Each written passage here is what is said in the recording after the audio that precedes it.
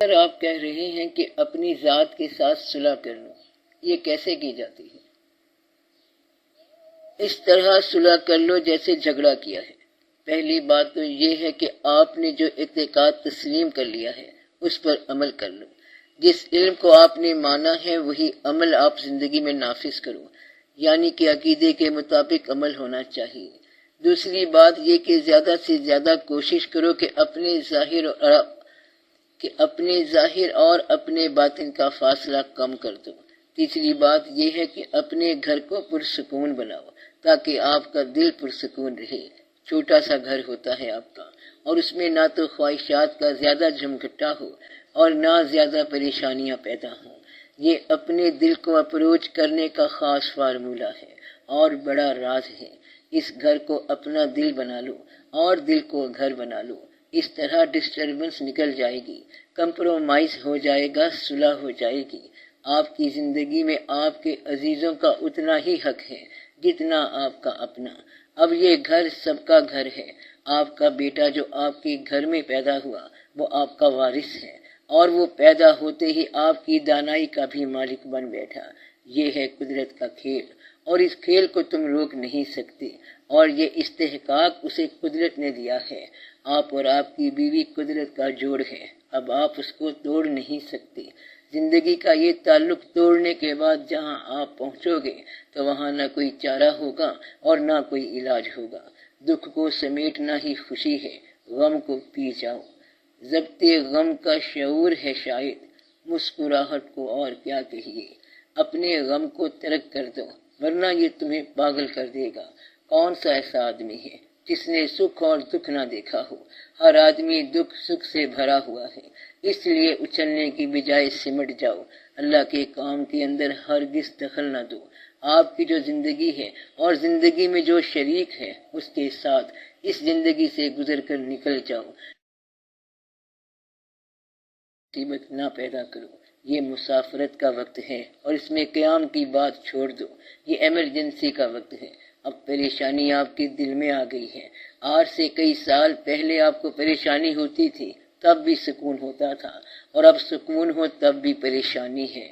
تو اب some thing wrong some where ہوا پڑا ہے، بلکہ اب تو some thing seriously wrong every where, اور انسان سیکیور نہیں رہا۔ انسان کی سیکیورٹی کا مطلب کیا ہوتا ہے؟ سیکیورٹی کا مطلب یہ ہوتا ہے کہ جب کوئی آدمی آپ کو کسی آنے والے سانحے کی خبر دے اور آپ وقت سے پہلے تیار ہو جائیں۔ آنے والی مصیبت کی اطلاع مل جانے پر توبہ کر لینی چاہیے۔ ایک وقت ایسا آنے والا ہے جس میں شاید توبہ کا بھی موقع نہ ملے۔ اس سے پہلے کہ وہ وقت آئے توبہ کر لو۔ اس سے پہلے کہ آپ کے ہاتھ روک لیے جائیں اپنے ہاتھوں کی اصلاح کر لو، خیال کی اصلاح کر لو۔ تھوڑا سا ایزی ہو جاؤ، تھوڑا سا کمفرٹیبل ہو جاؤ، برداشت کر لو۔ اپنی ذات کے ساتھ جھگڑا نہ کرو۔ آپ کی ذات کیا ہے؟ بیوی بچے آپ کی ذات ہیں، آپ کے گرد و پیش آپ کی ذات ہیں، اور آپ کے دوست احباب آپ کی ذات ہیں۔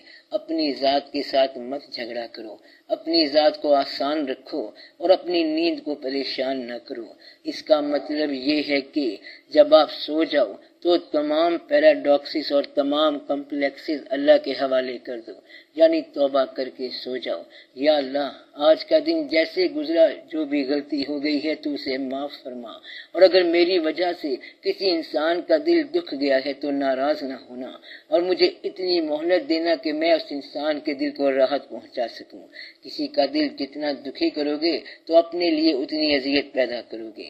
آپ کو ظلم کرتے وقت اذیت محسوس نہیں ہوتی، لیکن ظالم جب اپنا ظلم کر چکا ہوتا ہے تو کچھ دیر کے بعد اس کو اپنے اندر سے ایک آواز آ جاتی ہے اور سزا شروع ہو جاتی ہے۔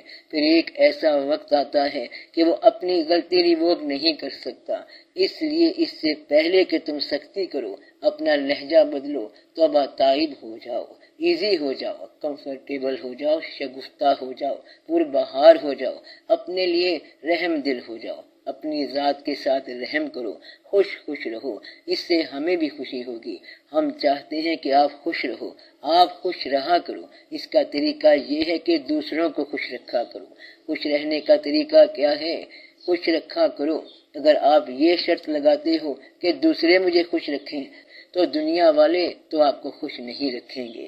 آپ برداشت والے بنو۔ اگر آپ کے ساتھ کوئی ظلم کرے تو آپ اس کے لیے دعا کریں۔ آپ ظالم کے ساتھ ظلم نہ کریں، کیونکہ آپ اور طرح کے لوگ ہیں۔ آپ اپنی ذات کو دریافت کرنے والے ہیں۔ آپ ظالم کے ساتھ ظلم نہ کریں اور ہر ایک کو آسانی دیں۔ آپ اپنی قبر کے اندر آگ نہ ڈالیں، کیونکہ آپ جتنے دل دکھی کرو گے قبر میں اتنی آگ ہوگی۔ میں یہ تو بتا نہیں رہا ہوں کہ کون سا وظیفہ پڑھنا ہے، میں تو آپ کو اور ہی وظیفہ بتا رہا ہوں کہ دلوں کو دکھی نہ کرو، کیونکہ اس سے آپ کی قبر اذیت میں مبتلا ہو جائے گی۔ اس طرح آپ کی اپنی ذات سے صلح ہو جائے گی اور ذات کی پہچان کا سفر آسان ہو جائے گا۔ آپ نے اپنے کلام میں فرمایا تھا کہ جو تمہارے پاس اللہ کی طرف سے دیا ہوا ہے اس میں سے خرچ کیا کرو۔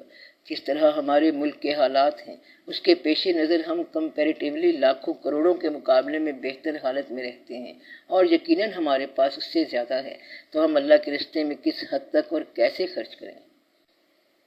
ہم نے آپ کو بتایا تھا کہ رہن سہن کا فارمولہ یہ ہے کہ آپ اس انداز سے تیار رہو کہ کسی وقت اگر دروازے پر دستک ہو جائے تو آپ تیار پائے جاؤ۔ دستک دینے والا وہی ہے جو ہمیشہ آتا ہے، ہر گھر میں آتا ہے، اور اس کا نام بھی وہی ہے۔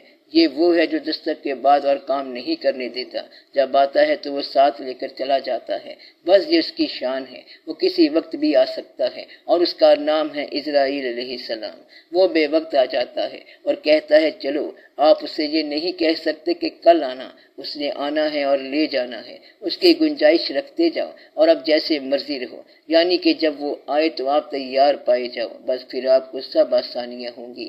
اگر آپ کے پاس پیسے کی شکل میں زیادہ اثاثہ ہے تو کسی ایسے انسان کو ڈھونڈ لو جس کی زندگی صرف دعا میں گزری ہے کہ یا اللہ پیسے کے معاملے میں میری مشکل حل کر۔ آپ اس کی مشکل کشائی کر دو، وہ بوجھ ہلکا کر دو جو غریبی کی وجہ سے اس کے اوپر آیا پڑا ہے۔ یہ کام اس کے مطالبہ کرنے سے پہلے کر دو تو وہ پیسہ، وہ افادیت اور وہ طاقت جو دوسروں سے آپ کے پاس زیادہ ہے اسے نیکی میں لگا دو۔ یہ دیکھو کہ وہ طاقت نیکی میں اضافہ کر رہی ہے یا بدی میں۔ مثلا اگر آپ وکیل ہیں تو کیا نیکی کی حفاظت کر رہے ہیں یا بدی کی؟ اگر بدی آپ کو پیسے زیادہ دے اور نیکی آپ کو پیسے تھوڑے دے تب بھی وہ نیکی کے کاز کی مدد کریں۔ آپ کا دنیاوی ایکشن بھی دینی ایکشن بننا چاہیے۔ اگر آپ کے پاس خشیت اللہ یعنی خوف الہی موجود ہے تو آپ کا عمل خود بخود نیکی ہو جائے گا۔ اگر اللہ کے خوف سے آپ پر لرزہ طاری ہے، اس خوف سے جو آپ کے اندر موجود ہے، تو آپ کا ہر عمل نیکی ہے۔ اگر آپ کو یہ خیال آتا ہے کہ اللہ کے فضل نے مجھے نوازا ہے تو جس پر فضل کی کمی ہے اس کو جا کے تھوڑا سا دے دو۔ اگر آپ کچھ نہیں کر سکتے تو کسی بدحال اور پریشان شخص سے اس کے دو لفظ سن لو، آپ اس کی باتیں سنتے جاؤ، تھوڑی دیر میں دونوں ہلکے ہو جاؤ گے۔ آپ کو غم دینے والا بھی انسان ہے اور آپ کا غم لینے والا بھی انسان ہوگا، اور آپ کا غم ہلکا کون کرے گا؟ انسان۔ آپ کو بوجھل کون کرے گا؟ انسان۔ آپ کے اوپر مصیبت کون ڈالے گا؟ انسان۔ آپ کے اوپر راحت کون ڈالے گا؟ انسان۔ بلکہ آپ خود ہی اپنے لیے مصیبت ہو اور اپنے لیے راحت ہو۔ جب آپ کسی کو کمفرٹ پہنچاؤ گے تو وہ بھی آپ کو راحت دے گا۔ سانپ کو اگر راحت دو گے تو وہ بھی ڈسنا بند کر دے گا۔ شیر کا کانٹا نکالو گے تو تمہیں کھانے سے انکار کر دے گا۔ کسی کے ساتھ نیکی رائے گاں نہیں ہوتی، اور اگر کسی کو تکلیف دو گے تو تنکا بھی حقیر نہیں ہے، تمہاری آنکھ میں پڑ جائے گا۔ اس لیے اپنے آپ کو راحت والا بناؤ۔ میں بار بار یہ کہہ رہا ہوں، یہ نہ ہو کہ جو محنت آپ کرتے رہے ہیں وہ آپ کے لیے مصیبت بن جائے۔ چور چوری کے لیے بڑی محنت کرتا ہے اور گناہ والا گناہ کے لیے بڑی محنت کرتا ہے۔ آپ اپنی زندگی کو اپنے لیے راحت بناؤ۔